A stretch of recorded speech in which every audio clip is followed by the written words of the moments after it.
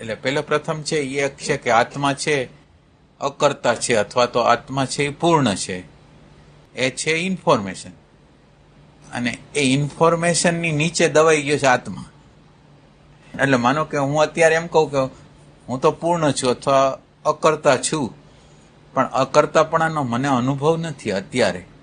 મારા માટે સાધનાની જે શરૂઆત છે એ ક્યાંથી થાય છે કે આપણે જ્યાં ઊભા હોય ત્યાંથી શરૂઆત થાય.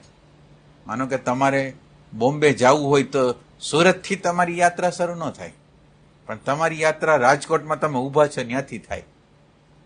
તો આપણે જે જગ્યાએ ઊભા છીએ ત્યાંથી આત્મા અકર્તા છે એ સાંભળેલી વસ્તુ છે, પણ આપણે અનુભવેલી વસ્તુ નથી, શોધેલી વસ્તુ નથી.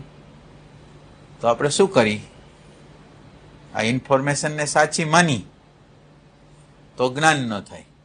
ઇન્ફોર્મેશન એક નકશો છે કે આમ છે, પણ આમ છે માનો કે એમ કે બોમ્બે આવું છે એ કહી દીધું, પણ બોમ્બે જોયા વગર તો ખબર ન પડે. તો આવી રીતે આત્મા અકર્તા છે, અમર છે, પૂર્ણ છે, એ બધી વાતો શાસ્ત્રોએ કરેલી છે. મને કઈ અનુભવ નથી. મને અનુભવ રાગનો છે, મને અનુભવ દ્વેષનો છે, લોભનો છે, ઘૃણાનો છે, સ્વાર્થનો છે. તો હવે આપણે જે જગ્યાએ ઊભા છીએ એ જગ્યાએથી આપણે યાત્રા કરવાની. અને હવે બીજી વસ્તુ કે સાધના કોણ કરે? સાધના જે કરે કોણ? તો એ કે સાધનાની અંદર બંધાણો છે કોણ? કોને નીકળવું છે એ સાધના કરે. સિમ્પલ વસ્તુ છે. જે અંદર બંધનનો અહેસાસ કરે છે એ છૂટવા જાય, બીજું કોણ કરે?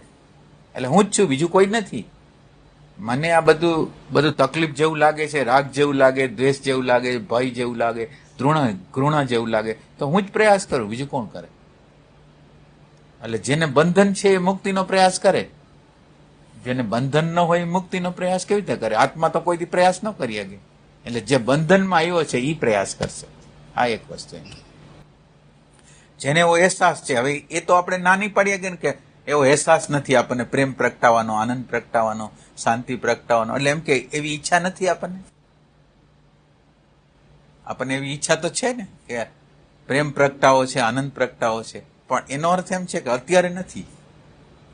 આપણી આગળ અત્યારે આનંદ નથી, અત્યારે શાંતિ નથી. તો હવે આ શાંતિ આવે કેવી રીતે? શાંતિને પ્રગટ કેમ કરવી?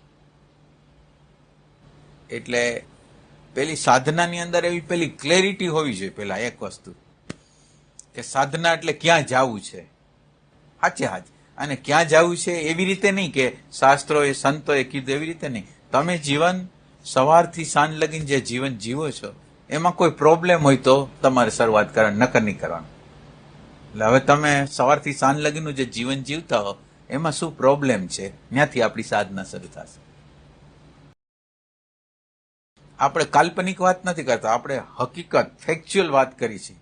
અને આ ફેક્ચ્યુઅલ વાતની અંદર મને એવું ખ્યાલ છે કે મારી અંદર રાગ છે, મારી અંદર દ્વેષ છે, કોઈ પ્રશ્ન આવે તો હું ગભરાઈ જાઉં છું, પલાયન વાત કરું છું, પ્રેમ નથી કરી શકતો, મારો આગ્રહ જેવો આવે, મારી માન્યતા આવે, પ્રેમ મારો જતો રહે છે.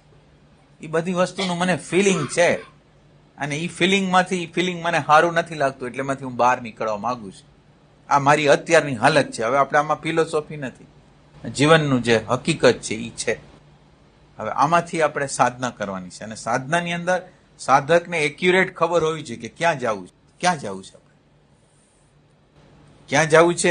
એ ક્યાં ફિલોસોફીમાંથી નહીં, સવારથી સાંજ લગીને જે વ્યવહાર તમે કર્યો, ચાહે બહાર ચાહે અંતર, જે વ્યવહાર તમે કર્યો એ વ્યવહારમાં તમને ક્યાં પ્રોબ્લેમ લાગે છે, ત્યાંથી આપણે સ્ટાર્ટ કરી સાધના.